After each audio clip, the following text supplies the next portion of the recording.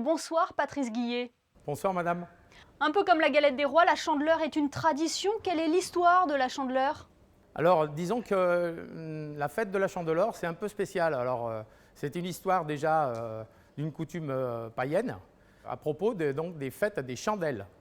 Donc tous les villageois se réunissaient chez eux et allumaient des chandelles au pas de la porte pour faire une belle fête familiale. Au 5e siècle, le pape Guélaz repris cette tradition donc, pour faire une belle fête des chandelles par rapport aux villageois et par rapport au petit Jésus. Après 40 jours de sa naissance, donc toutes les années, à partir du 2 février, une fête se manifeste, la fête des chandelles. D'où le nom Voilà. de chandeleur. C'est ça un peu la fête des chandeleurs. Donc c'est une espèce de convivialité, d'esprit de famille, de fêter en faisant des crêpes. Alors justement, c'est ce que j'allais vous demander, chef. Quelle est l'astuce pour réussir ces crêpes, celles qui ne collent pas au fond de la poêle? C'est une recette simple, mais il faut quand même respecter les ingrédients. Donc nous avons à la base 250 g de farine, un demi-litre de lait, nous avons du sucre, un petit peu de sel, et on commence à faire une petite fontaine, vous savez, comme font même les enfants, même les adultes. C'est tout gentil, c'est tout sympa. Faire la fontaine, mélanger le sucre avec le sel, avec la farine, faire battre les œufs dedans et incorporer petit à petit la farine et le lait pour avoir un appareil bien lisse et homogène. Et après, on met une petite pointe de petit beurre clarifié dedans dans l'appareil pour bien éclaircir l'appareil, madame. Voilà. Alors on connaît les crêpes traditionnelles, tout le monde connaît également la crêpe Suzette, mais peu de personnes connaissent son histoire et pourtant elle est liée à Monaco et au Café de Paris selon la légende. Chef, je vous propose d'écouter le directeur du Café de Paris, Stefano Brancato, et on se retrouve juste après. La crêpe Suzette est née au Café de Paris en 1898.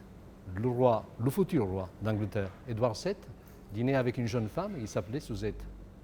Donc, et à cette époque-là, le chef de cuisine, il avait préparé un dessert dans la salle. Malencontreusement, ce dessert a flambé. Donc, et le roi il a posé la question, le futur roi a posé la question, c'est quoi ce dessert, comment s'appelle-t-il? C'est une crêpe. La crêpe existait déjà, hein, telle qu'on sait l'histoire.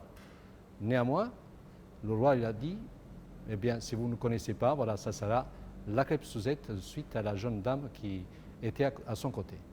Voilà l'histoire tout à fait simple de la crêpe Suzette, qu'elle est née dans cet établissement avec une histoire de 150 ans et plus, bien évidemment, avec toutes les rénovations qui se sont produites dans toute époque différente. Chef, on vient de l'entendre, l'histoire de la crêpe Suzette. Est-ce que justement, de nombreux clients se pressent au Café de Paris pour découvrir cette fameuse crêpe Suzette qui offre tant de spectacles? Disons que cette recette est tellement particulière sur un esprit aussi représentatif au Café de Paris. C'est une recette en live.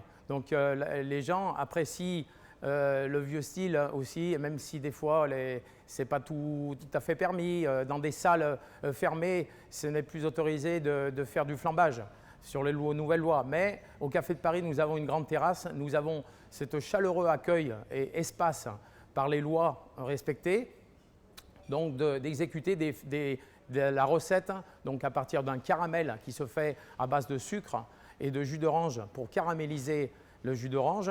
Après, nous mettons la crêpe dedans pour la rouler, pour l'imbiber avec bien le jus qui est bien réduit, bien caramélisé et flamber au dernier moment avec la classe du maître d'hôtel qui flambe la crêpe et pour la dresser tout simplement, qui attire beaucoup de gens et de tous âges. Et tout ça donne l'eau à la bouche. Est-ce que vous constatez, on va dire, une hausse de la fréquentation pendant la Chandeleur et une forte demande de ces crêpes Suzette? Il y a une forte demande même en temps normal, tout au long de ces l'année. dernières années et même en temps de cette pandémie, nous avons toujours la représentation de cette recette magnifique de la crêpe Suzette au Café de Paris. Merci infiniment Patrice Guillet d'avoir été avec nous ce soir pour nous donner un avant-goût de la Chandeleur sur Monaco Info. Merci à vous, venez au Café de Paris, vous serez bienvenus. Avec plaisir, merci chef.